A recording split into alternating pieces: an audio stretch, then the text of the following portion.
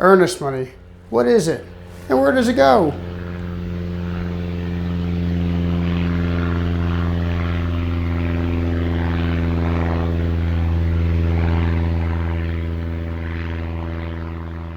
Hi there, my name is Lee Shane. I'm a realtor with Tennessee Mountain Real Estate, located in Maryville, Tennessee, and I serve the Greater Smoky Mountains and surrounding areas. If you're considering buying a house, you've probably heard the terms earnest money. But do you know what it is? And do you know you can lose it? In this video, we're going to discuss why you need earnest money and how not to lose it. So what is earnest money? Earnest money is an important part of the home buying process.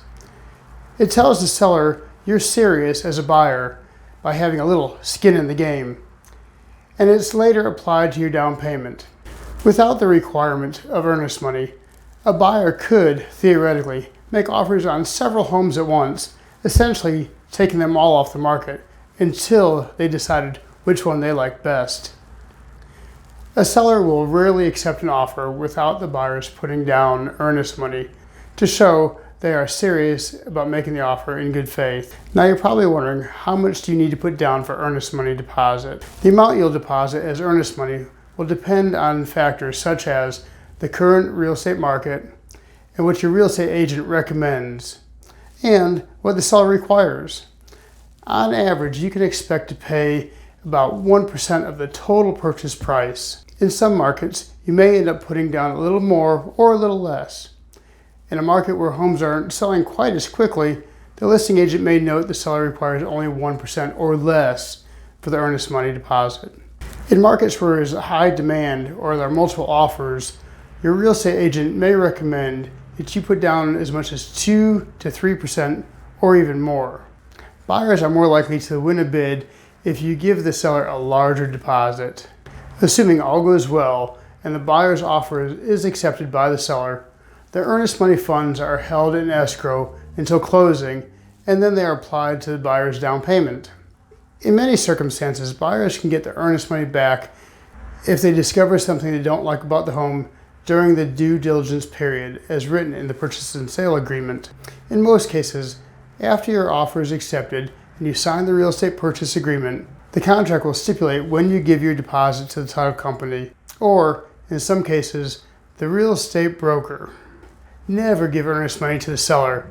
It could be difficult or even impossible to get it back if something were to go wrong. So, can you get your earnest money deposit back? If the deal falls through, whoever holds the deposit determines whether you should get the earnest money back under the terms of the purchase and sale agreement. To be on the safe side, make sure the purchase agreement contains contingencies that stipulate how a refund is handled. For example, an inspection contingency protects the buyer if the home fails a home inspection.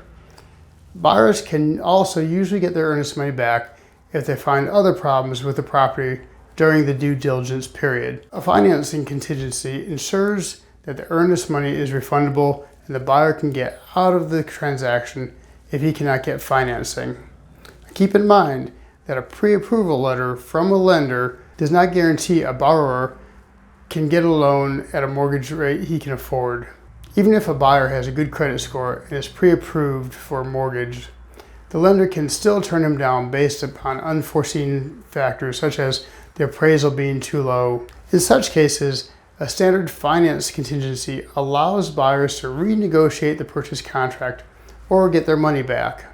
Now you might be wondering, is there any chance I can lose my earnest money? And the answer is yes.